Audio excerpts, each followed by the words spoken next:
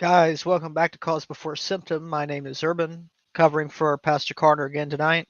It is the 30th of September, 2024. We got a good show for you tonight. We're going to be talking about a potential mass casualty event that Congress is planning for, what they're calling a 28th Amendment. And if we got a little bit of time at the end, we're going to cover some of the predictions coming from the groundbreaking book, Behold a Pale Horse by Bill Cooper. I'm going to let some people tune in. We're going to take a chance to get your blood boiling a little bit. Stay tuned, guys. We'll be back in a moment.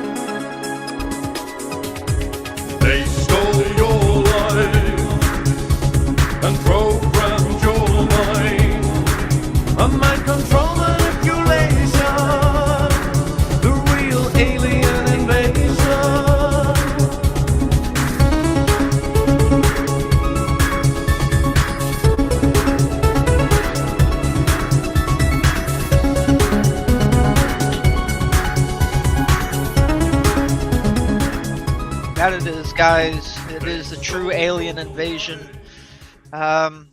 We live in trying times. It's interesting the things going on. I don't know what to think anymore. So tonight I got a good show for you. We're going to be talking about a mass casualty event that could be potentially taking place. What Congress is talking about, the 28th Amendment they want to propose to replace mass casualty of 100 or more members of Congress. They're talking all of a sudden about a 28th Amendment. And I think I want to talk about some of the predictions of Bill Cooper's Behold a Pale Horse. Not sure how many of you guys know who Bill Cooper is or listen to his radio show that aired back in the 90s. But we're gonna pay a little respect to Bill because uh, shortly after 9/11 he was taken out. Actually, it was like November right after.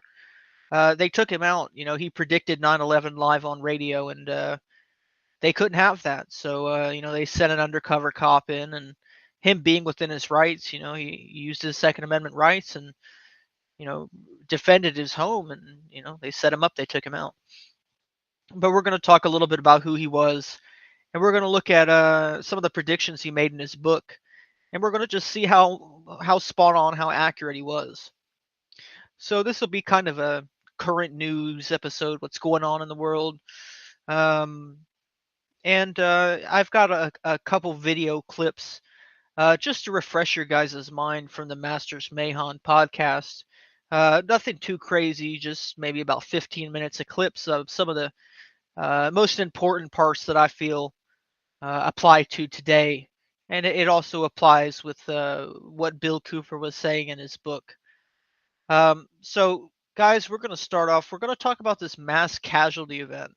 So, what I did was, if you Google this, you're going to find very limited results. For anyone that doesn't know, you need to be using Yandex, which is like I guess it's a Russian search engine. It's actually very unfortunate that Russian search engines give you more of what appears to me to be truthful information than Google, domestic search engines. It's yandex.com. If that doesn't work because it seems like they're trying to make it harder for people to access, you can use yandex.ru. And yeah, you guys, if you've not tried it, just go and try it. Take 5 seconds, go to Yandex, type in something you know is going to be censored in Google. You'll be surprised at the things that come up. I mean, for instance, if you go into Google and you type in Domenico Napoleon Orsini, or you type the Breakspear family in, nothing's going to come up. Nothing historical records maybe. If you go to Yandex and you type that in, on the other hand, you're going to find all kinds of information. So it just goes to show, Google's become full-on communist, fascist, censorship. It's ridiculous. So, first article I was able to find about it: lawmakers prepare for a mass casualty event. They push a constitutional amendment to undermine election integrity in a national crisis. The article starts, it says, as political tensions rise in the U.S., Congress is preparing for the possibility of a mass casualty event that could dramatically change its makeup. With recent assassination attempts and increasingly heated public discourse, lawmakers are considering drastic steps, including a possible constitutional amendment that would allow for the direct appointment of House representatives in the event of mass vacancies. According to the Constitution, any emerging vacancies in the House must be filled through elections, unlike Senate vacancies, which can be filled by appointment. However, following the events of 9/11, a law was enacted to enable rapid elections if over 100 House seats are vacant, supposedly to keep the government running as smooth as possible by expediting the process. But now, with the shadow of political violence looming large, lawmakers are opportunistically pushing for a system where governors can swiftly appoint new members to Congress, fundamentally circumventing the people's right to directly elect those individuals by vote. I appreciate that, Rose Gold. I appreciate the compliment. I just show up with whatever I got, whatever I've looked into today. This was kind of a crossover from last night. I was talking about this. I figured I'll present it to you guys. I'll give you guys the facts on what's going on.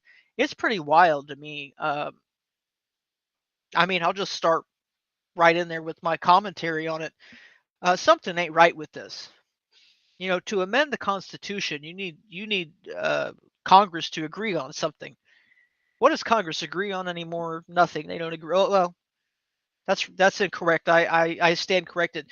Congress agrees on domestic surveillance, war, They agree on anything that benefits the big corporations. Am I missing anything? There's probably a few other things I just can't think right now, but they agree on certain things. And back to what George Carlin said, gotta love George Carlin. Wherever both parties agree, you have no choice. So wherever both of the parties actually come together and agree on something, you're not involved in that discussion. You don't have any choice there. So when to amend the Constitution, you need 2/3 of both houses, 3/4 of all states to ratify the amendment. So it needs a lot of bipartisanship. Uh, let's see, 2/3, roughly 67%, and then you need 3/4, which is 75% of all the states. That's going to require some teamwork. So just by this logic, which I believe is sound. If there's any logical fallacy here, please point it out.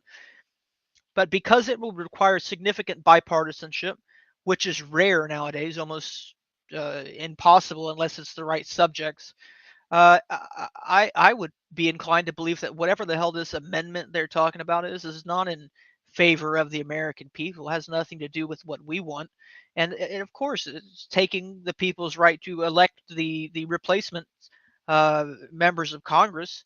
I don't know what the hell that's about. It's very specific too.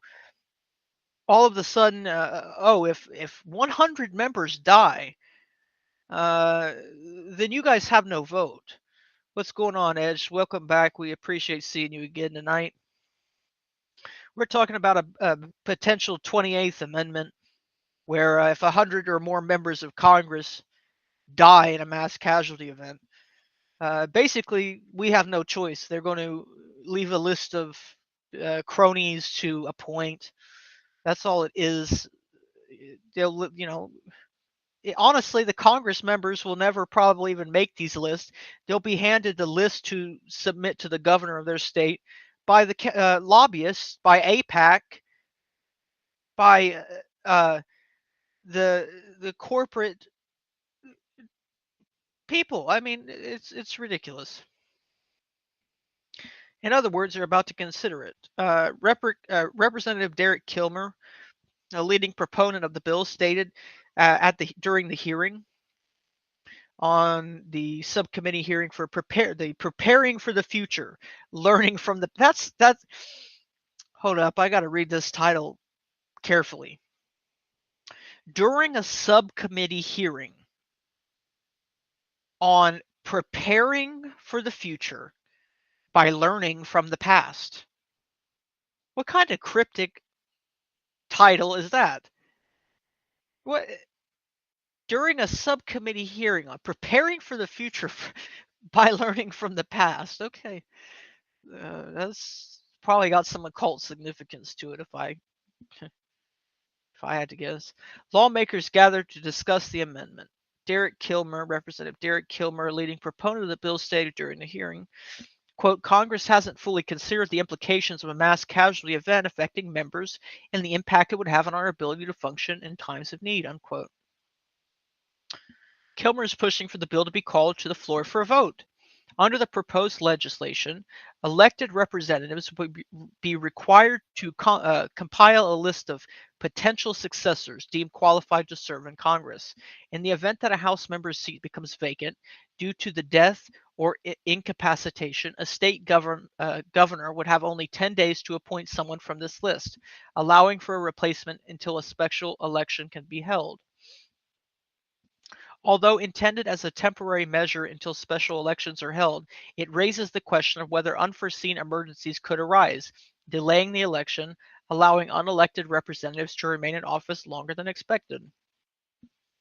The bill could set a dangerous precedent, particularly in a time when public trust in the electoral process is already fragile. Yeah, it really does baffle me that they're discussing this when people in this country fairly don't have any faith in the electoral system. And here's the deal. Deal is if you're Democrat, if you're Republican, if you're in the middle, it doesn't matter.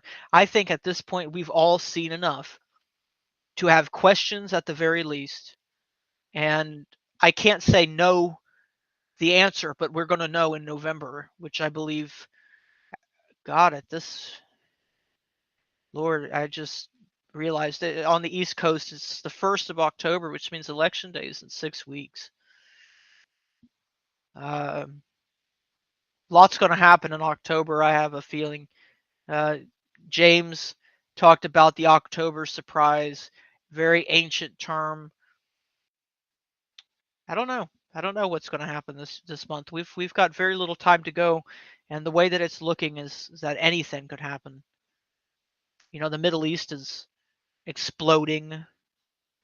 Uh, I've heard that there's a potential strike that's going to be happening with port and dock workers on along the East Coast. Uh, I just learned about that today. I didn't really have a chance to put anything together on that, but that would be a good show potentially for Pastor Carner to discuss, is this potential dock workers strike. Um, it seems that the news isn't telling you about that. Oh, another thing. Okay, that's happening now.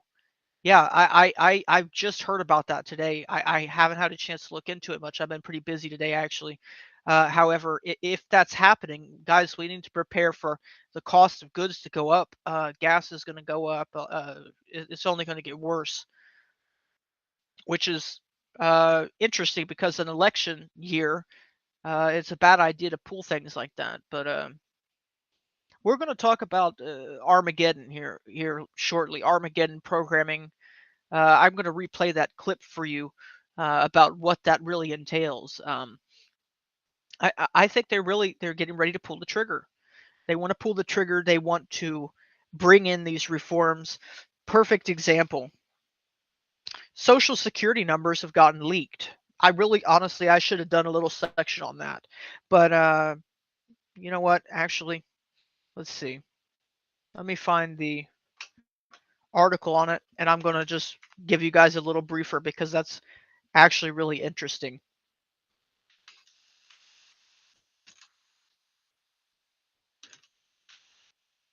Scary, actually. But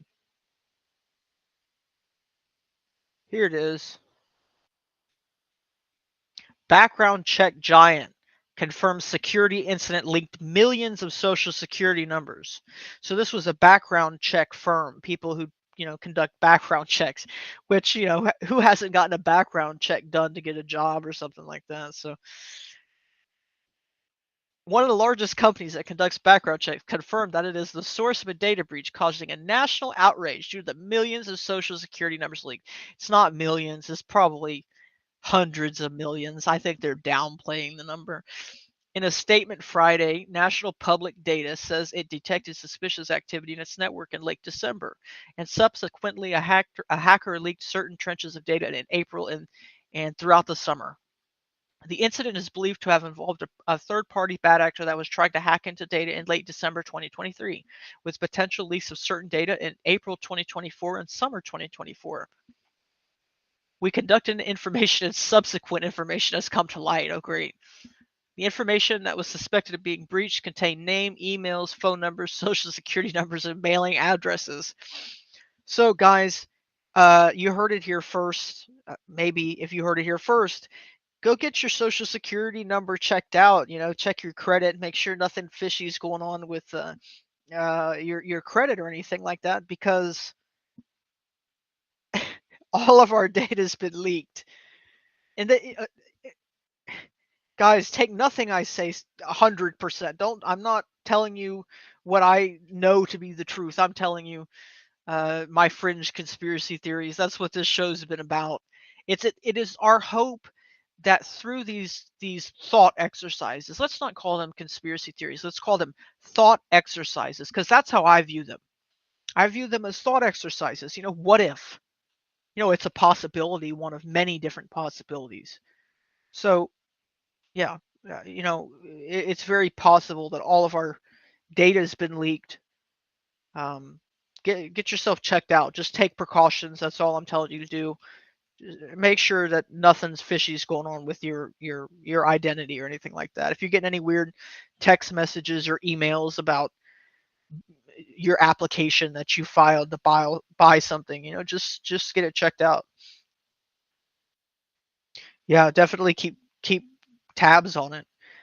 So again, back to what I was saying, a meme that I saw today talked about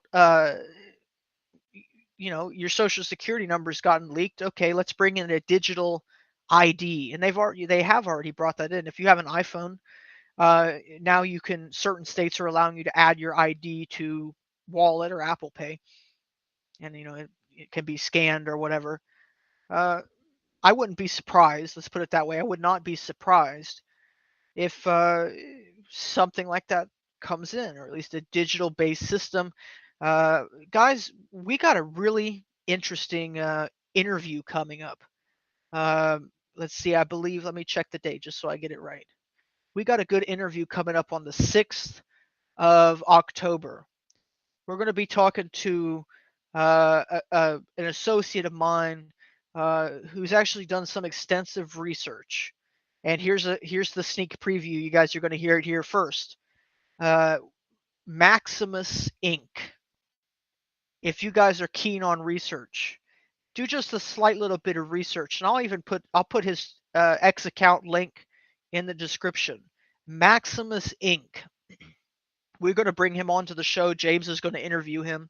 That'll be we'll be doing the interview on the 6th, so I'm not sure when it'll come out. Probably 2 days after that, Monday, Tuesday, Wednesday. James will edit it up and put it out. But we're going to be doing an interview with him, and he's going to be bringing you some information on Maximus Inc. What we've learned from him is that Maximus Inc. No doubt a reference to the Roman Maximus clan, the Orsini, the Breakspear. Uh, this company owns all of the medical databases.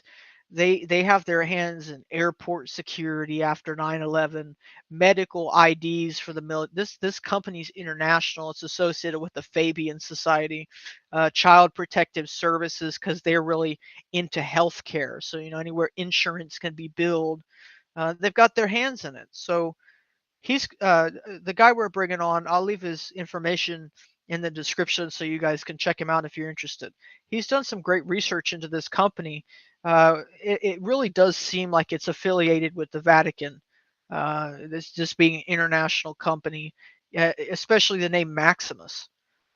We really do believe this is a big catch. They've got literally their hands everywhere. Um, so it wouldn't surprise me if they'll be involved in bringing in this digital ID. They have the most government contracts out of any contractor. They're the biggest part of the, I guess, military industrial complex, but nobody's heard of them. That's the most interesting part of the whole thing. That's a preview. I'm not going to spoil the the the core of it. I'll let that come out in the interview when we do it. But yeah, just start looking into Maximus Inc. if you're really interested. You'll be surprised at what you find. So I'm not going to read that whole article. I will leave the link to this article in the description as well. I want to get back to what I had planned just so I can get it done in a timely fashion. So back to this 28th Amendment. Let's see. Following the election in 2020, Trump supporters stood in unity at the Capitol building on January 6th to protest the certification of the election over fears that their votes were disenfranchised by fraudulent activity. They set up January 6th. Uh,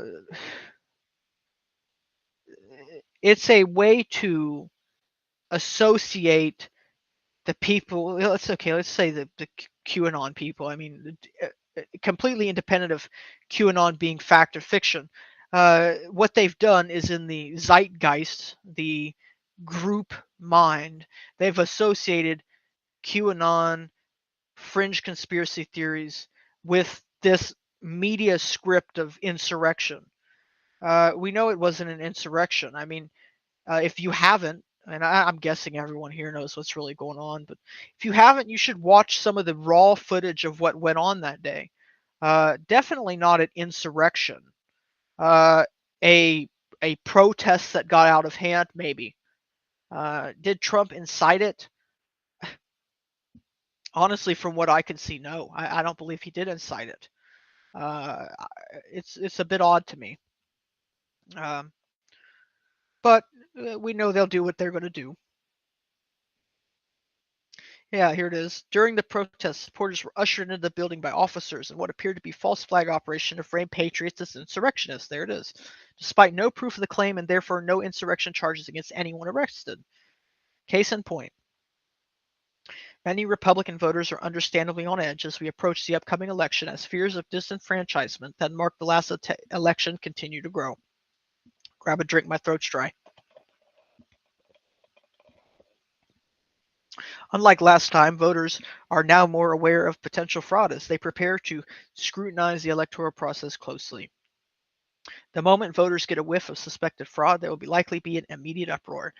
This year, we're going to know if the election is rigged beyond all doubt, if it's still winnable. We're going to know. And once we know, there's no going back from it. And honestly, I think either way, if Trump wins or if Kamala wins, I think either way there's going to be a massive uproar, and we're going to get into that later. This begs the question of if this recent legislative maneuvering is a desperate attempt by the regime to shield itself from the inevitable backlash. I didn't even think about that. That's a great interpretation of a potential or population that feels betrayed yet again. Are they gearing up for not just an electoral contest, but a full-scale confrontation from the people whose votes they continue to undermine? That's very interesting. I'm surprised that I didn't think about that. I'm smart in a lot of ways, sure, but sometimes just something as simple as that escapes my mind. Another reason that they could be proposing this, leave some of their crony names with the governor before the election results, and make sure that the people who need to be in control are still in control. The implications are chilling. Ultimately, it's clear that the elite in Washington are more concerned about maintaining their power than truly representing those who they are meant to serve, and this bill further proves that.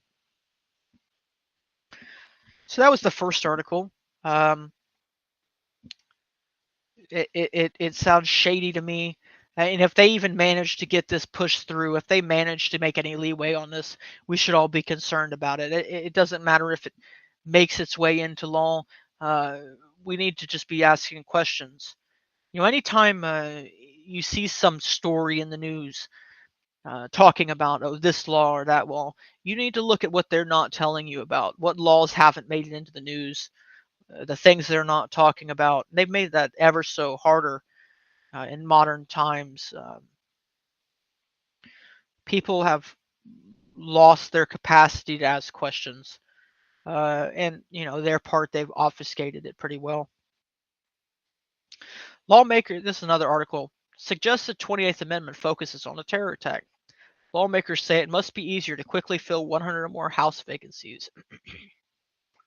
The current rules, under ordinary circumstances, an open House seat must be filled by a special election, a process that can take months. In the wake of 9/11, a new law stipulates that seats must be filled within 49 days of a mass casualty event, resulting in at least 100 vacancies per roll call. The problem, even the expedited timeline of 49 days is too long in a time of national crisis, says Representative Derek Kilmer, a Democrat from Washington State. And most states won't be able to meet the deadline anyway, he previously argued in an essay at The Hill. Kilmer has worked with fellow Democratic Representative Emanuel Cleaver II of Missouri and GOP Reps Brad Wenstrup of Ohio and William Timmons of South Carolina on an alternative.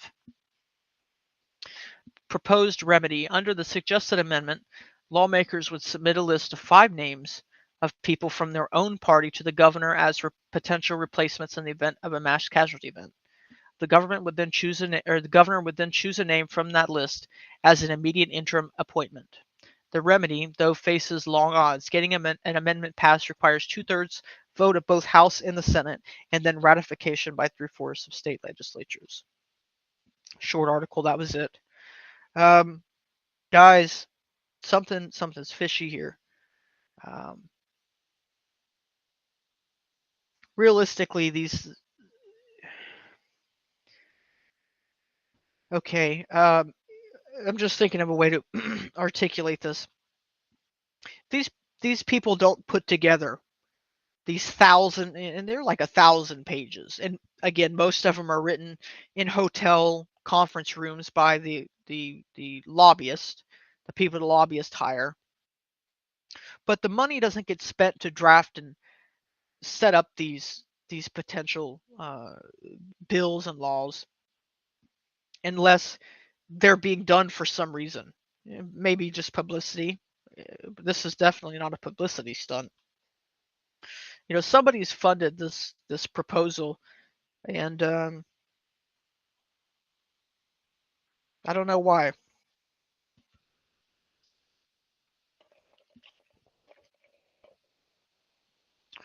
So, what we're going to move on to next, we're going to talk about some of the predictions made in "Behold a Pale Horse," which was written by Bill Cooper. Um, Again, I should have got the date. Let me get the date when it was published. I want to make sure I'm correct.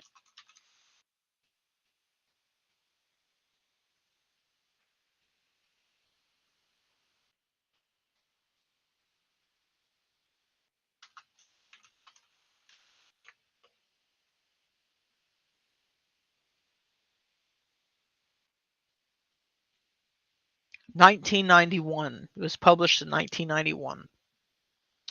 What we're going to do is we're going to explore some of the things um, that he mentioned in that book. But first, what we're going to do, for those of you who don't know, and I honestly don't know how many of you know who Bill Cooper was or not. He was it's pretty big back in the 90s in the awake community, which was much smaller back then. I'm 25. I wasn't even around back then, but um, the awake community was much more niche and small at that time. And that's one thing that's very interesting is that recently, in the last probably 5 to 10 years, the awake community's grown significantly. Um, so what we're going to do, since Bill Cooper was one of the pioneers, we're going to just go through his story. I'm going to tell you who he was. This comes from his website. I'm not sure who maintains it still. It's pretty old school, so I think it's been around for a while. And we're gonna tell his story because I think he was a true patriot. I think he really cared. I think he did the research, and I think he was taken out for it. I do. So I greatly respect the man. I'm glad that he put this information forward because it's because of his efforts that we're actually able to start down on the research of this stuff. I mean, again, he was doing this back in the 90s, and this was when not much was known about this occult, secret society, conspiracy, new world order thing that was going on. This was right at the beginning of it. So this comes from his website, hourofThetime.com. William Cooper was reared in an Air Force family. As a child, he lived in many different countries, graduating from Yamato High School in Japan. Since he has traveled through or lived in many different foreign countries, Mr. Cooper has a worldview much different than most Americans. William served with the Strategic Air Command, U.S. Air Force. He held a secret clearance working on B-52 bombers, KC-135 refueling aircraft, and Minuteman missiles. William received his honorable discharge from the U.S. Air Force in 1965. William joined the U.S. Navy, fulfilling a dream previously frustrated by chronic motion sickness. He served aboard the submarine USS Tiru, SS 416, USS Tombigby, AOG 11, Naval Support Activity Da Nang RVN, Naval Security and Intelligence Camp Carter RVN, Da Nang Harbor Patrol RVN, Dongha River Security Group RVN, USS Charles Berry DE 1035, Headquarters Commander-in-Chief Pacific Fleet, USS Oriskany KVA 35 or 34. So the guy was very prevalent in the Vietnam War and that period of military history. Cooper was a member of the Office of Naval Security Intelligence, serving as a harbor and river patrol boat captain at Da Nang in the Dong Ha River Security Group. Cua Viet, Republic of Vietnam. William Cooper was awarded several medals for his leadership and heroism during combat, including 2 with V for valor. He served on the intelligence briefing team for the Commander-in-Chief of the Pacific Fleet. William was the petty officer of the watch and designated KL-47 Specot operator in the CNCPLFT command center at Maklapa, Hawaii. There he held a top-secret QSI security clearance. William Cooper achieved the rank of First-Class Petty Officer QM1E6 after only 8 years of the naval service, a difficult task in any branch of the United States military. William Cooper received an honorable discharge from the Navy on December 11, 1975. He attended Long Beach City College, where he picked up an Associates of Science degree in photography. He founded the Absolute Image Studio and Gallery of Fine Art Photography in Long Beach, California. William held the position of Executive Director of Adelphi Business College Pacific Coast Technical Institute and National Technical College. Mr. Cooper was the National Marketing Coordinator for the National Education and Software.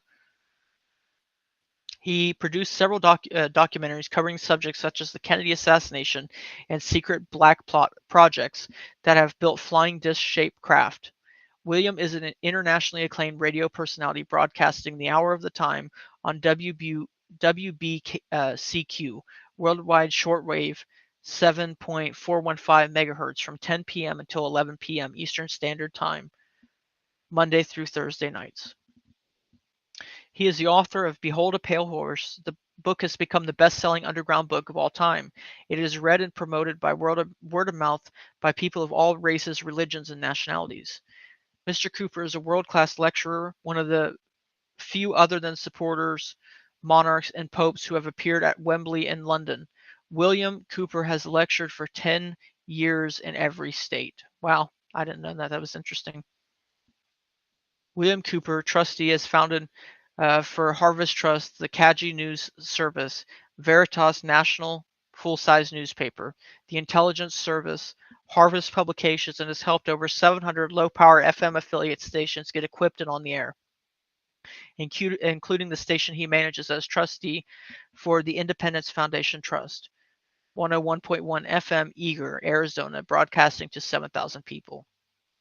Under his leadership, the Harvest Trust ventured into the publishing trade.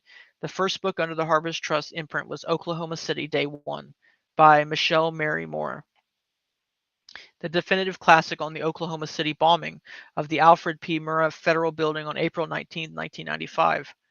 Shortly after the bombing, Rush Limbaugh read a White House memo on the air during his broadcast, which named William Cooper the most dangerous radio host in America. Mr. Cooper considers William Clinton's pronouncement the greatest compliment that he has ever received. That's pretty funny.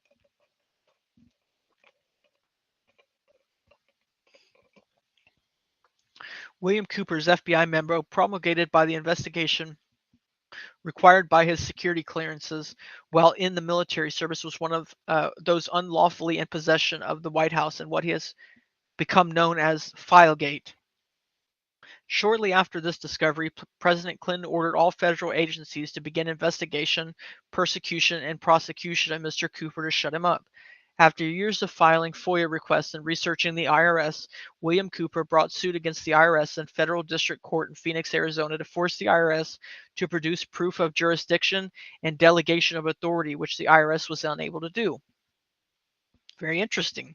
To short-circuit Mr. Cooper's attempt to reveal the true nature of the criminal IRS and to carry out the orders of the White House, the agency lied to a grand jury, not allowing William Cooper to testify, and secured indictments against Mr. Cooper and his wife Annie. This ploy successfully stopped Mr. Cooper from continuing his suit against the criminal IRS for fear of being arrested. In 1998, Veritas and Harvest Publications was sold to Hallmark Creative Corporation, along with the copyright and all rights to all written material produced or ever to be produced by William Cooper, including Behold a Pale Horse and Oklahoma City Day One. Hallmark Creative Corporations has contracted to ensure this material is always available to the public. It's a little suspicious.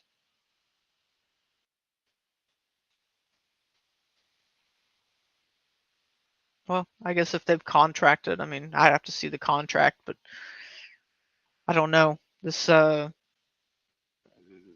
anytime you have an author who publishes work, one of the number one things they'll do is they will start publishing the book, and they'll add specific misdirections, specific things that um, are kind of right but take you in a complete wrong direction.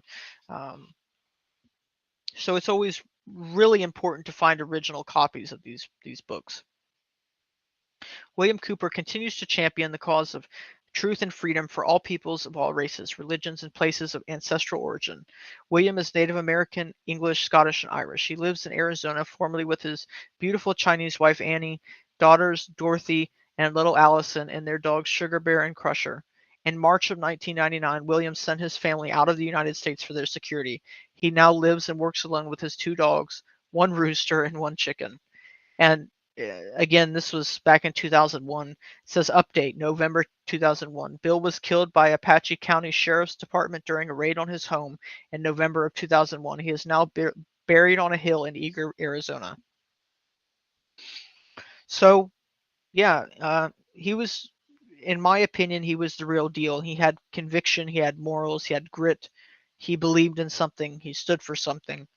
And in one of his Mystery Babylon broadcast, episode 2, right at the very beginning, it says, "By revealing this information, I've sealed my fate."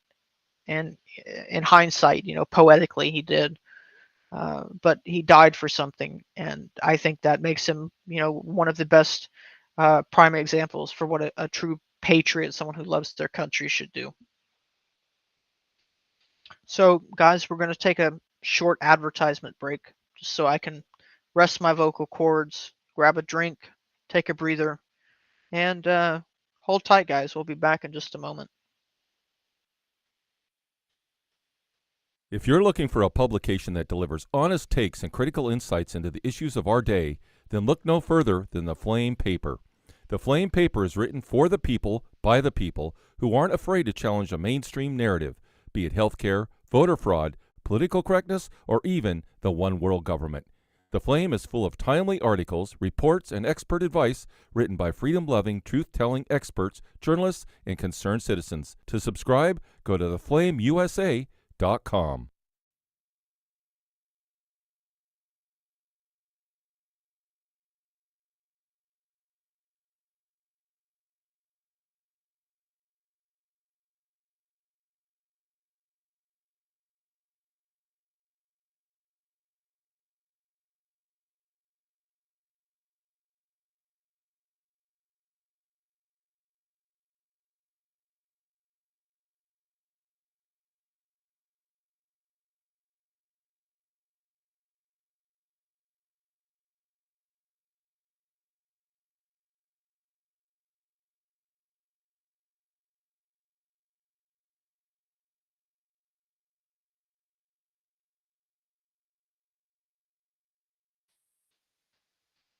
Alrighty, guys, we're back.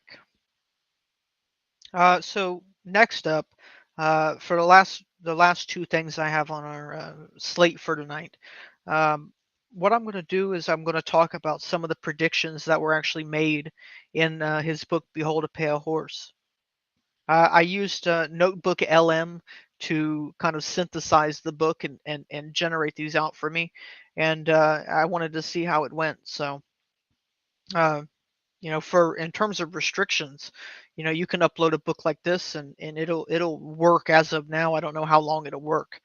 But it was pretty accurate. I mean, everything that came out, it'll give you the quote and everything, the citations, and it works great. You can condense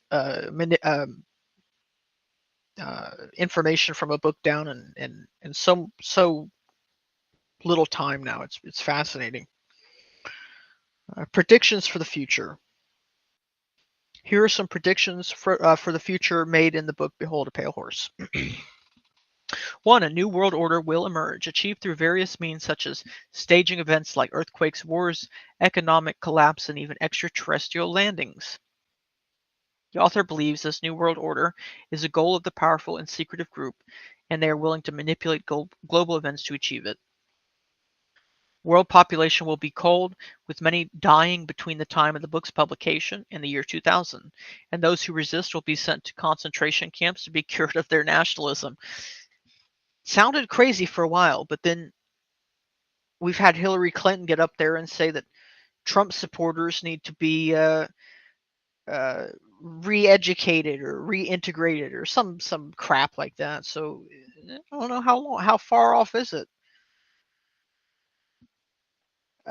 A global economic system will be established, replacing cash and aiming to eliminate crime while placing individuals under total control. This prediction builds on the idea that the individual freedoms will be sacrificed for the greater good, as envisioned by those in power. The public will be kept ignorant of the truth, particularly about extraterrestrial life. Those who attempt to expose the truth will be silenced. The author cites the death of James Forrestal as an example of the lengths to which the powerful elite will go to maintain secrecy. Traditional religions will be suppressed and replaced by state-controlled religion. This prediction suggests a future where spiritual beliefs are manipulated and controlled by those in power. The United States Constitution will be effectively nullified by treaties like the UN Charter, the Promise for Peace or whatever bullcrap they just did 2 weeks ago. Guys, everything that he said here, I mean, maybe with the exception of the concentration camps to be cured of their nationalism, most of this has happened. I mean, this isn't even fringe anymore. Most of this stuff is, easy. New World Order will emerge. I mean, they've been throwing that term around for years. Population will be culled. I've got a video on my Rumble channel of Bill Gates saying we need to depopulate Earth to save the planet. And I got a strike for that on YouTube. Global economic system will be established. Look at BRICS. Replacing cash and aiming to eliminate crime while placing individuals under total control. Look at China, CBDCs, the videos. I think it was a 3-part video series that James just did on Ripple, XRP replacing the US dollar. Public will be kept ignorant of the truth. That's true. We already know that. Particularly about extraterrestrial life. That's very interesting because you go and you look at what's known as Blue Beam, the Blue Beam Project.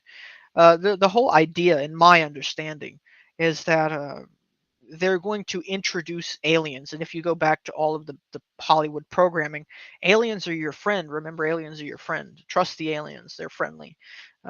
In reality, the aliens are, fallen angels, demonic spirits, and they're going to reintroduce them to society. The military has potentially made a deal with these entities. And they've revealed that they always lie. So, if there's a day where the aliens come, just remember they will always lie. I believe that the elites are actually being manipulated by these entities. That's my best guess. The way that I look at it is, whatever these elites know that we don't know, whatever information they're privy to that we're not privy to, they're convinced that they need to do this to save the planet. I believe that they think that they're saving the planet. I think that whatever they think they're doing, they're helping people. Most people, most of the worst people in history thought they were helping or benefiting someone. So I think that these entities are actually manipulating the elite. They're telling them, you need to do this to save the planet. You need to get rid of these people to save the planet. there's nuance to it. I mean, it might be more akin to a schizophrenic delusion, but I think that they genuinely believe, or they genuinely are convinced of something, uh, with some type of good reason. That either it's something that we don't know, or they're being manipulated and misled. Traditional religions will be suppressed and replaced by state-controlled religion. I think this could be boiled down to the whole idea of like the psyops and the Catholic Church now coming out and saying all the different religions are the same path. Listen, I'll even leave that argument out of it. Uh, take that statement aside. Why is the Catholic Church, which has spent thousands of years burning people alive for having the wrong religion, why are they all of a sudden coming out saying it's okay, you could be any religion you want, they're all the same? Does that not register to anyone as a little suspicious? So yeah, maybe traditional religions being suppressed, replaced by a state-controlled religion. You have all these ecumenical religious councils. All of them are filled with Freemasons, Jesuits, stuff like that. So to a certain extent, he is right about that. But let's say maybe that one he was not as spot on as the other ones. It hasn't completely happened yet. Number six, the Constitution being nullified by treaties like the UN Charter. That one, it's eerie because that just happened 2 weeks ago, a week ago. I don't even remember. Methods for control and impacts on individuals. Control through ignorance and distraction, the manipulation of education, disintegration of the family, control of media, and by rewriting history. Really, all of those were outlined in Orwell's 1984. All of those were very core themes of 1984. I mean, that's the main character's job, uh, is to edit the history, to change the history, the disintegration of the family. I'm going to make the case uh, shortly when I play these video clips for you that the disintegration of the family was very much on purpose. It had to do with the disintegration of sex education, the disintegration of gender roles, programming in cartoons, desensitization. So control through ignorance and distraction. The next one is control through economic manipulation. Economic silent weapons. The sources describe economic manipulation as a form of quiet warfare using silent weapons to control society. Shock testing and predictive programming. By manipulating commodity prices, the power structure observes public reactions to the shock and economic system and uses this data to predict and control behavior. This sounds a lot like, I believe it was George Soros's reflexive economic theory. Debt-based economy. The sources suggest that a debt-based economic system keeps individuals reliant on the elite for stability. This dependency ensures compliance and limits individual agency. Absolutely. Absolutely. Control through surveillance and intimidation. Surveillance systems. The source alleges that the existence of extensive surveillance programs using technology and data collection to monitor individuals. Government agencies like the IRS and institutions like credit bureaus play a role in gathering information on citizens. That's eerie because this book back in 1991. He's talking about surveillance systems. This was before Facebook, MySpace, any of it. Eerie. It is eerie how accurate he was. But I shouldn't be surprised because there have been other people who've been accurate. But I mean, Bill Cooper is one of the most recent, one of the most accurate. Just reading these, almost everything here is exactly what we're seeing now in the world. By instilling fear and intimidation, by instilling fear, particularly through institutions like the military draft, the legal system, and law enforcement agencies, the power structure enforces conformity and obedience. Control through social engineering, population control, and discrediting religion and promoting materialism. Sources discuss drastic measures for population control, including promoting birth control, encouraging homosexuality, and even suggesting the deliberate introduction of diseases. These claims are presented as necessary to manage the resources and to maintain order. Discrediting religion and promoting materialism. The power structure encourages a focus on materialism and the immediate gratification, while discrediting traditional religious institutions to undermine their influence on individual morality and behavior. The impact on individual lives. The methods described in the sources aim to create a society where individuals are 1. Dependent, 2. Ignorant, 3. Distracted, 4. Fearful. If there's any complaints in the audience about what he's just said, if anyone's got any counter arguments, wants me to talk about anything, I think we're all in agreement. Everything he's saying is exactly, eerily exactly on the dot. It's like he was living right now. Keeping the public undisciplined and ignorant. According to William Cooper and Beheld a Pale Horse, the primary means of keeping the public undisciplined and ignorant is through a calculated strategy of diversion employed alongside a deliberate dumbing down of education. That and the chemicals, too. Again, they just found out fluoride was likely making children's IQ lower. Just look on any of the food snacks that you can buy at the store now. Go to Yandex, Google some of the ingredients. You'll be interesting what comes up on the Russian search engines. Mind you, our food's banned in all the other countries. I mean, almost every other country doesn't have this crap in the food. So the document states that the simplest method of control is to keep the public unaware of basic systems principles, while simultaneously bombarding them with distractions of no real importance. This two-pronged approach is elaborated as follows. Disengaging minds. This involves actively sabotaging the public's ability to think critically. This is achieved by providing a low-quality program of public education that avoids teaching true mathematics, economics, law, and history, discouraging technical creativity, presumably to prevent individuals from challenging the technological systems of control, manufacturing distractions. While the public's minds are being dulled, they are kept constantly distracted from matters of importance by unrelenting emotional affrontations and attacks through media, primarily television and newspapers. This includes a constant stream of sex, violence, and wars designed to keep the population emotionally overwhelmed. Providing an excess of what they desire, junk food for thought, while depriving them of what they truly need, such as knowledge and critical thinking skills. Essentially, Cooper argues that the powers that be intentionally create a system where the populace is perpetually bombarded with stimulating but meaningless distractions, all while receiving an education deliberately designed to prevent them from developing the critical thinking skills needed to see through the facade.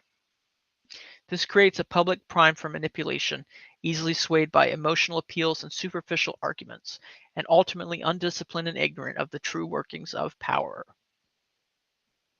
So, from what I'm seeing, it seems like uh, you're a little late. I'm not going to lie to you. It's okay though. You can rewind the stream.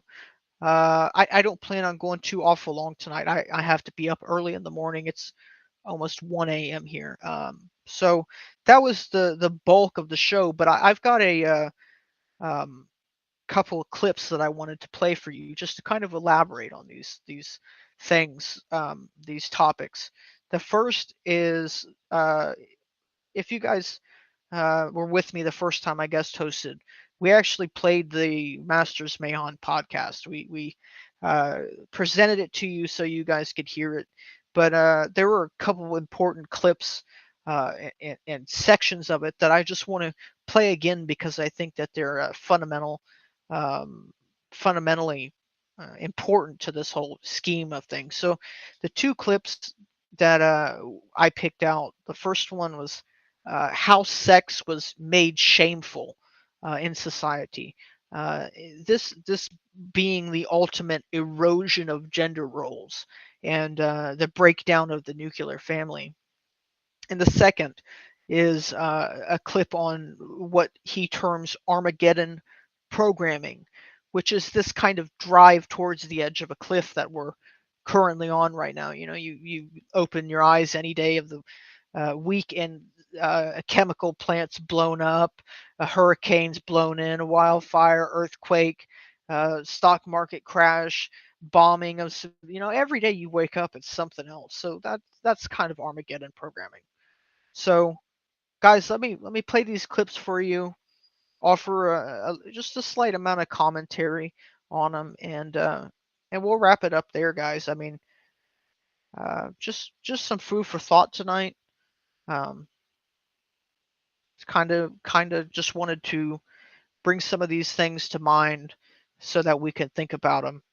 Wanted to definitely recommend Bill Cooper's work if you guys haven't heard of him.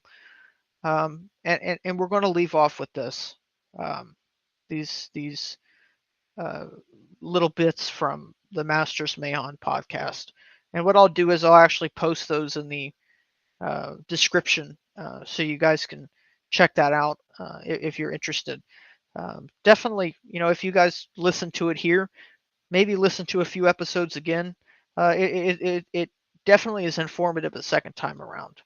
So with that, guys, let's go ahead and have a listen.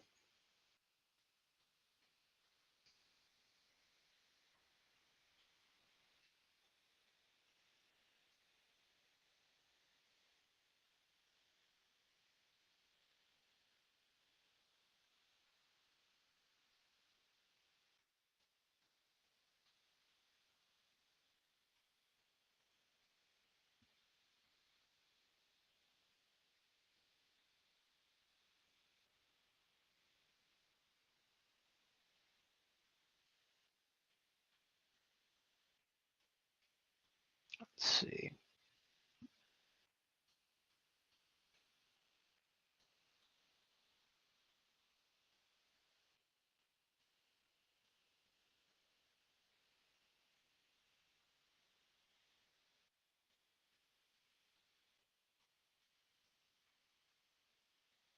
Getting caught in the lie, and they may not be able to lay again with the intended.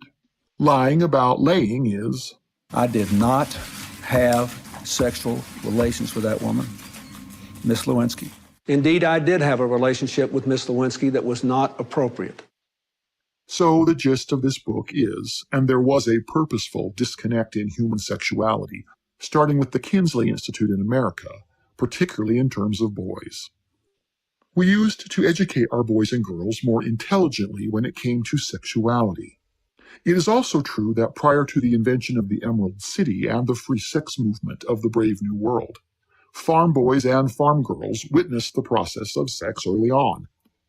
Boys and girls understood that if they wanted to increase their parents' rural estate, they had to participate in getting the best stallions with the best mares, the best bulls with the best cows, the best roosters with the best hens, and the best drakes with the best ducks, and the best sires with the best bitches.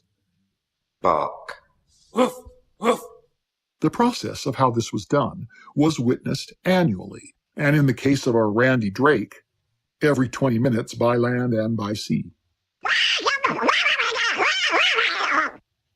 I remember the first time I saw a stallion extend his proposal to a young filly who caught his eye. It didn't seem possible that that much love could fit inside him, or her for that matter. Parents then weren't afraid to explain the situation in easy enough terms depending on the age of the child witnessing the bull in the field. Stop steaming up my tail! What are you trying to do, wrinkle it? Either way, sexuality was better understood in terms of reality. It was then that this happened to your grandfathers and, for some of our listeners, to their great-grandfathers. Nazi Germany had a plan to sexualize America's children. And Nazi German scientists started working with Alfred Kinsey in the U.S., the Kinsey Institute. The great sex researcher of the 1950s. Right? Absolutely. And this is a man who performed sexual acts on 6-week-old babies, boys, and then wrote that every child wants to be sexual. And he interviewed pedophiles and asked pedophiles, what do you think a child wants? It's a completely flawed work, but we have built America's sexual foundation. Every book, every viewer read when they grew up was based off of Kinsey's work, all our curriculums. Hugh Hefner was a subject of Alfred Kinsey. I didn't know. Kinsey met Hefner at a college campus, and Hefner was still a virgin at the time, and he groomed Hefner, and he said, look, through publication and pornography, we can desensitize the American male. It is a planned, systemic, and systematic attack. What started happening 3 or 4 generations back was the purposeful mystification and mythologicalization of human sexuality. These began with the blunt porn industry. Boys and girls have always been interested in sex, thank goodness. Being roughly 153 generations back from Adam and Eve, my ancestors had almost 200 chances to blow me off. How grateful I am that every one of these 306 couplings successfully happened. Societies of men for the boys and societies of women for the girls worked to make puberty and ascension into adulthood easier and gratifying. A boy's maturity, his testosterone, and his natural desire to achieve, provide, and protect were celebrated when he started getting muscles, acted bravely, went on hunts and vision quests, and performed rites of service for his family, his greater family, and his tribe. This was connected to the idea of sexuality. The transition was a bit more forced on the girls, where a boy had to be tuned into his future purpose. A menstruating girl discovered her purpose and then had to deal with it. Anciently, this usually consisted of a great celebratory expression from the older women in a tribe, after which the girl was usually escorted to a private place where she was encouraged to reflect deeply on what it meant to be a temple of life for the sake of others. It was a holy time for both sexes, and the education of such was taken very seriously. All of this changed in first world countries with industrialized porn.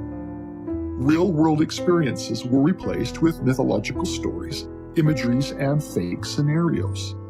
People became objects on a page, and human shape and form became platonic. Just as the ancient Greek statues were able to create an impossible ideal for most men and women, photographic manipulation in America in the modern world did the same. Things that were once witnessed and explained in a real-world setting were now whispered, giggled, and lusted over behind closed doors. Some sexual acts that were never considered by the young and curious became easily illustratable on paper in their bare hands.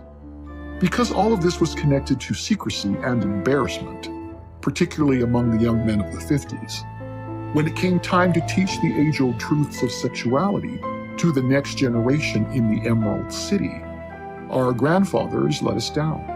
Their education into sex had been lustful and dirty, and as such, these same feelings attached themselves in the mind, and they found themselves unable or too embarrassed by themselves to teach their own sons. This embarrassment and inadequacy was cemented in cartoons, movies, and humor, where it was echoed with bubbling, stumbling fathers trying to find a way out of talking to their sons about the birds and the bees. Hello, I'm actor Troy McClure. I'm here to provide the facts about sex in a frank and straightforward manner. And now here's Fuzzy Bunny's Guide to You-Know-What. This is Fuzzy Bunny. About a year ago, he noticed his voice was changing. He had terrible acne and had fur where there was no fur before. He also noticed Fluffy Bunny. Fluffy and Fuzzy went to the park, the ice cream social, the boat show, and various other wholesome activities. And they never ruined their fun by giving in to their throbbing biological urges. Then came the big day. Fluffy and Fuzzy got married. That night came the honeymoon. She's faking it. The most satisfying part of the night was knowing that they waited. 9 months later, Fluffy gave birth to 14 beautiful bunnies. 8 survive. And now that you know how it's done, don't do it. Ask any man over 30 if he was ever given a sex talk with his father, and 9 times out of 10 he will say no. What they learned from an adolescent friend, pornography, the media, elementary school, or the internet. It is a shocker that brave men, willing to go to war to defend our nation and families, have been reduced to bubbling morons when it comes to their own penises. Women too have suffered as pornography, promiscuity, and abortion have become easier and easier options. The vast numbers of single mothers in our world today prove that all of this is true. What all of this means is that for 70 years now, what used to be mature sexuality, necessary for the continuation of our species, and a 100% fact of nature in all her forms, has been demoted into immature jokes, innuendos, and silliness even by adults. The entire natural truth is now about naughty whispers and attempts to say, "Let us die young or let us live forever." Nothing is more childish today than adults and sexuality. Hit the nail right on the head there, guys. It's might seem a little goofy.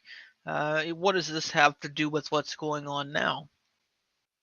I say it has a lot to do with what's going on now, because in the last 10, 15 years, you've had a boom in the amount of divorce, the amount of dysfunctional families. It's been growing for more than that, more time than that, steadily. But I would definitely say that with especially the transgenderism movement, I would definitely say that that has a lot to do with the erosion of gender roles, the divorce rate, the single parents, single mothers, single fathers, has a lot to do with the broken household. That's why it's called the nuclear family, because it's the fundamental structure of nature. It's nuclear, and it is. In the esoteric mathematical tradition, you have 1, which represents the primary, the masculine. You have 2, which represents the feminine, the negative. Then you have 3, which represents the child. And that structure is found in the atom: proton, electron, neutron. That structure is found in the family: mother, father, child.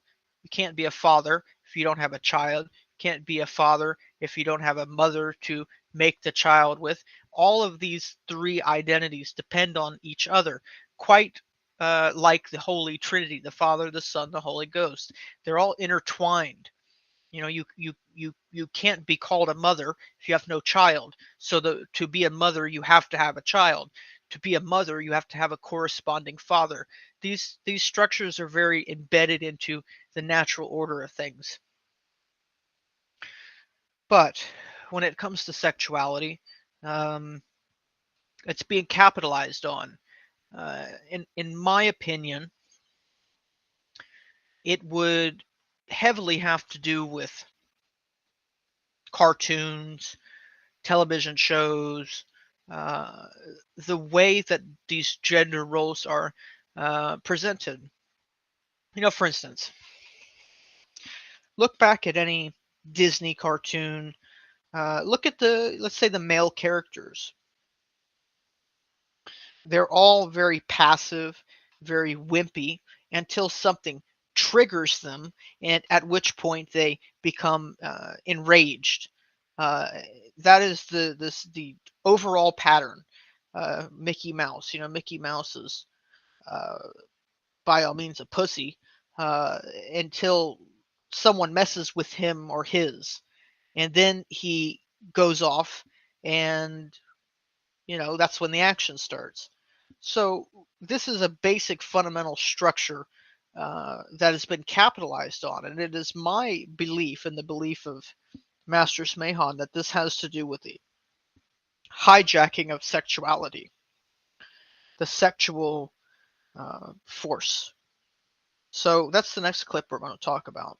Now, those who don't remember or haven't listened, what he's actually referring to in this short clip I'm about to play is the book The Catcher in the Rye, which has been associated with like 5 different assassins. So he does a breakdown of it. It's very interesting.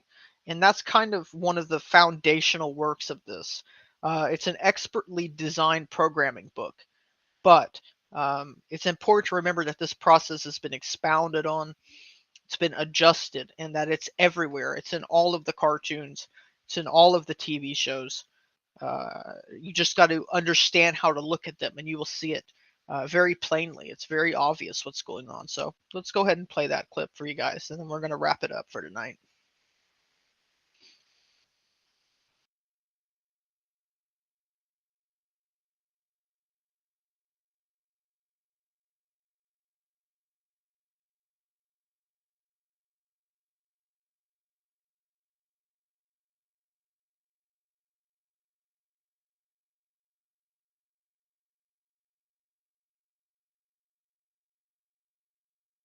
What Salinger did, and we will argue brilliantly, was take his emerging juvenile male angst, frustration, anger, competition, and testosterone, and connect it internally to murder. In this, Holden's gun, to accompany his deer or duck hunting hat, he always carries with him in his pants. His constant frustration with male-on-male aggression. Have you ever seen young guys wrestling and getting overly excited like 2 bucks, sizing each other up on a mat? Or his inadequacies with women of all ages throughout the book. Failure after failure, from elderly Mrs. Spencer to his 10-year-old sister, is always connected in the programming with death. Arousal and sexual energy need a release. If you are too immature or stupid yet to see it, never fear. You have to look no further than the text itself for your proof. Due to our immaturity, we do not teach adolescents today that human beings, and really all of God's creation, enter an inner altered state as arousal arises. Women speak of this as going into heat, and one can hear female cats going through this some nights outside your window.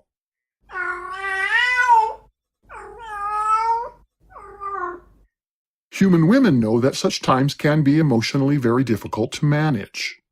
Human males find their experience to be a mixture of hyperfocus and some amount of robotization that can be very difficult to shut down once it is turned on. I'm a mechanical boy, like a mechanical toy. That's because I'm a mechanical boy. Male arousal is designed to climax with a various and as sundry parts are timed to work in an exact order. In fact, males reach a point where they lose control, and once that moment is reached, the outcome is inevitable. There is even a split second where they tense and freeze, guaranteeing the bullet will hit its mark. This is called the little death in the occult, and when such an act is displayed on an altar before a coven, the moment a man freezes, his little death is celebrated by the naked gawking wizards and witches. These altered internal states and their physical outward manifestations make up what they lustfully refer to as sex magic. Sex is like a drug. Drugs are sorcery in the occult. No adult needs this explained to them, but their teenage children do. What The Catcher in the Rye teaches boys particularly, and broken occult males specifically, is that their inner sodomy rage, male aggression, altered state arousal, and building robotization can climax not in testicular ejaculation from their built-in flesh rifle, but with a metal bullet from an actual gun. The very same physical robotization that takes over males rhythmically, and in which they eventually reach a point of no return, can explode in murder, making the freeze before the little death a freezing of the mind as the fist pulls the metal trigger. This is the purpose of the trauma trancing and the horror hypnosis. It is no coincidence that robo-assassins, Timothy McVeigh, Sirhan Sirhan, Lee Harvey Oswald, Mark David Chapman, John Hinckley, and of course John Wilkes Booth. No, I was just waiting to see if you were awake. They all considered the catcher in the rye, except for John Wilkes Booth. That was a joke, but he was a member of the Illuminati. All of these considered The Catcher in the Rye as being the book that intimately applied to them. Well, we will never know exactly what Jerome David Salinger felt about this. It is impossible to deny from history that prominent assassins have considered it profoundly influential on them. It is also impossible to deny the unrelenting pattern of clever hypno-triggers, double entendres, and subconscious repetitive logic that sexual pressure in hormonal males is to be released through ejaculatory gunfire. The rest is open for debate. All of these were tests for a coming day when the occult intends to trigger their programmed to bring about Armageddon on their terms. Basically, at the time, I was teaching at a Christian school. I was also very involved in military in San Diego. In fact, the group has a lot of military orientation, and so a lot of times I would take the kids to their area. There's an area where the kids would go and change. They had a room, and we would have like baskets of clothes, and we'd change our clothing. You'd take out your clothing, it had your name on it, and put on your uniform or whatever you wore that night. And the kids would wear these little miniature military uniforms. They would go out and do their training exercises. They were learning how to march, how to shoot. All kids in Illuminati know, at least know how to take apart a gun, put it together, and shoot with deadly accuracy by the age of 8 years old. I was normally supervising the younger trainers. They would be doing it, and I would be there watching and making sure they did it correctly. I can tell you that in San Diego, 20% of the active members of the group were active military. As I know, these people aren't always honest or trustworthy. They are deceptive. These are not stupid people. They would have done it already, but Americans still own too many guns and are not afraid to defend their constitutional rights. Thus, guns and the police have got to go, and the Constitution has to be legally undone, such as George Bush did with the Patriot Act. I do have a question, though. If we have proof that men like George Soros are paying people to invade our nation and riot in our streets, why haven't we frozen all his assets and arrested men like him as homegrown terrorists? We blew Randy Weaver's wife away for so much less. We executed Saddam and Osama. Why does Jewish Soros get to do whatever he wants in our streets? Or how about this? Former President Obama has finally admitted that he was not born on American soil. Now, this isn't where I was born. I was born in Kenya. And the Constitution firmly states that only one born on United States soil can be president. And just to be clear, I know where my birth certificate is, but a lot of people don't. Since we now know that he was illegally elected. 3 years ago, I visited Kenya as the first sitting American president to come from Kenya. Why have we not voided every bill that he signed? And of course, I'm the first Kenyan American to be president of the United States. Constitutionally, he committed fraud every time he signed legislation. Yeah, I was not born in Hawaii. I wasn't born in the United States of America. I come from Kenya. Does that not make every bill he signed null and void under our law? Now, this isn't where I was born. I was born in Kenya. The Constitution is the supreme law in the land. If you have been paying attention, you already know the answer. Never waste a good crisis. The Constitution must be undermined before you and I can be returned to slavery through Armageddon. Rule Britannia, Britannia, rule the waves. Britons never, never, never shall be slaves.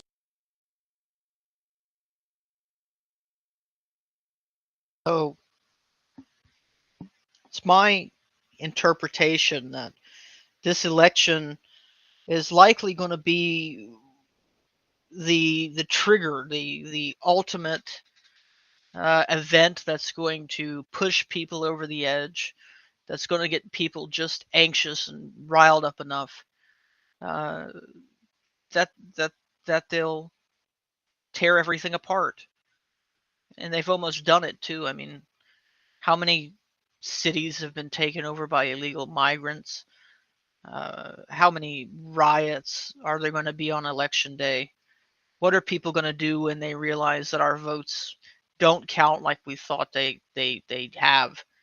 A lot of shit's coming, guys. A lot of shit's coming for sure. But we have to lean on each other. We need to work together. I think, as I was saying last night, I'll say it again. We need to learn to speak with our wallets. We need to learn to protest with our dollars. Uh, if we can hold their money supply hostage on them, we can hold their criminal racket hostage on them. And if we do it in an organized fashion, I don't believe that it'll take that long. I think if we actually just put our differences aside and work together, I think that we could make some headway on this situation.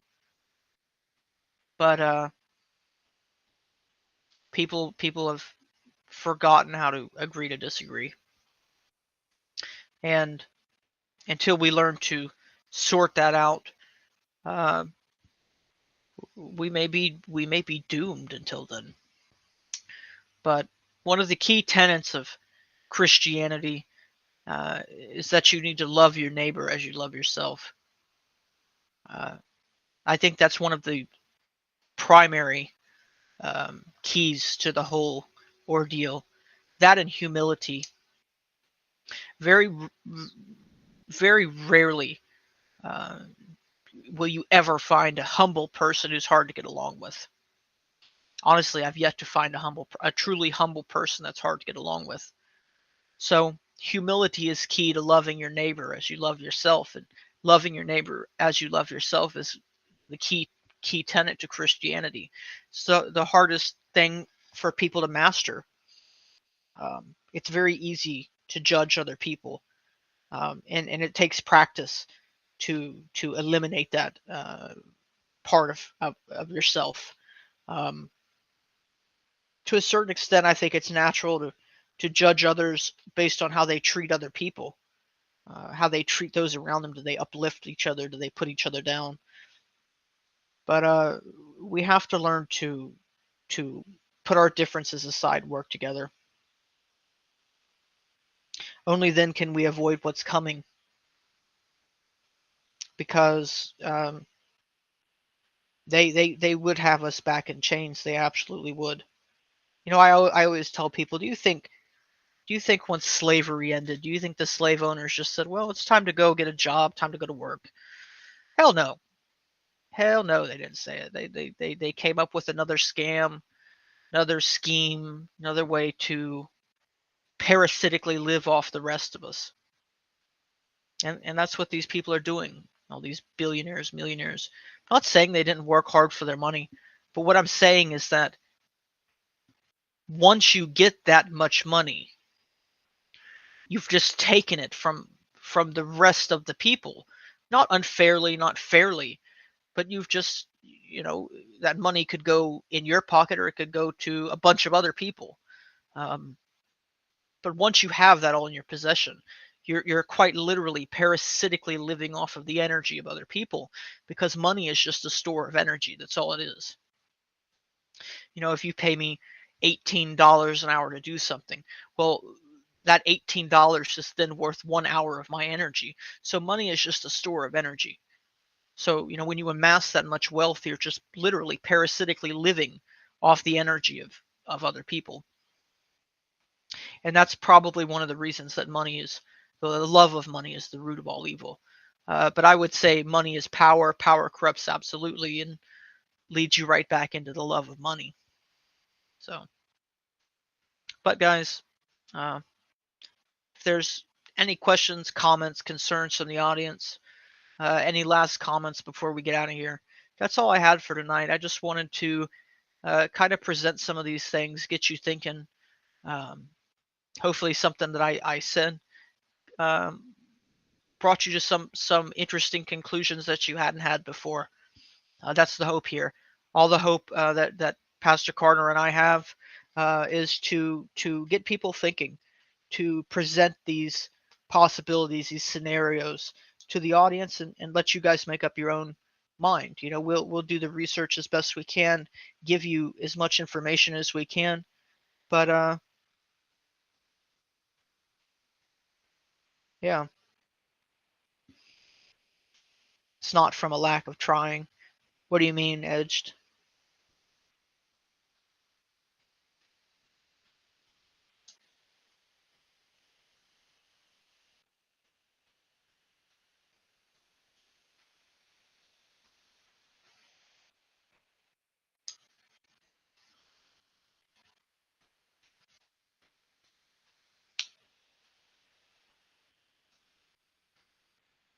By the way, guys, James is going to be back tomorrow. Tomorrow, Tuesday night. You'll probably, again, you'll see me pop back up whenever he's taking some vacation time.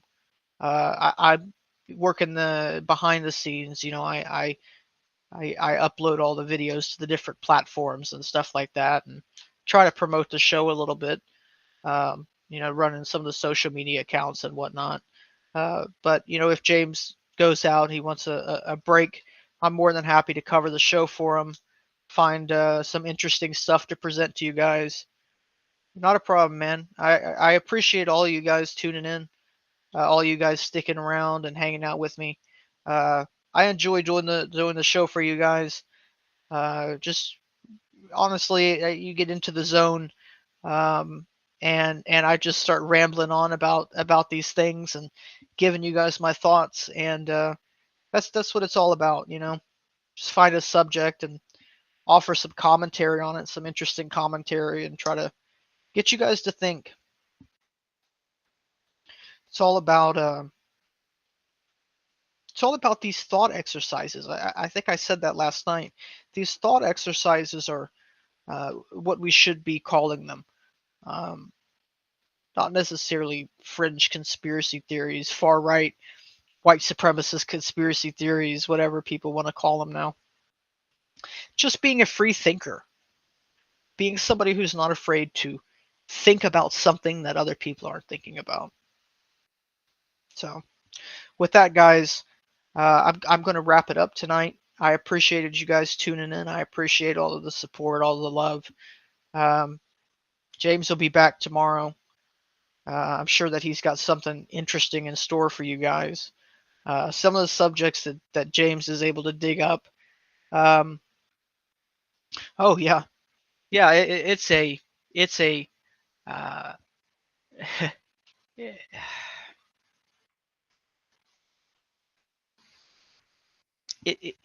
an ancient system. This slavery system. It's an ancient parasitic system. And at the end of the day, these people are parasites. I mean, past a certain point, the whole economic principle does depend heavily on the extraction of labor, the extraction of value. And to make a profit, you have to seemingly cheat the person doing that labor out of a little bit of value. So, you make a profit. If you're paying him exactly what you're going to sell his labor for, then you wouldn't be making any money. But if you say these things that I'm saying right now, you'll be labeled a communist, a socialist. But this is just basic economic theory that really does hold some weight. I'm not saying that one way to look at things is correct, but I'm saying that all of these different perspectives hold weight, and you have to understand what's really going on. Most people don't understand that economics is really a electrical system. It absolutely is. That's why you have a charge. You charge somebody money. It's an economic battery. I don't know if anyone in the audience watches or has seen Rick and Morty, but there's that episode where they go into the car battery, and they show up in a black cube, and there's like a little city inside of the battery, and they have to fool them into thinking they're gods that have come down. And I don't remember exactly how it goes, but that's more realistic than most people actually want to believe. Really, we do form a little bit of a battery-like system. It's a little eerie. But guys, I appreciate you tuning in. I'm getting out of here. I got to be up early in the morning. I got some stuff to do in the morning. It's late here. It's 1:30 on the East Coast. Let's see, what would that be? That would be 10:30 on the West Coast. So, guys, I appreciate you tuning in. Thank you again. And we'll have something cool for you tomorrow. But thanks for tuning in, guys. We love you. We'll see you again next time. Take care, guys.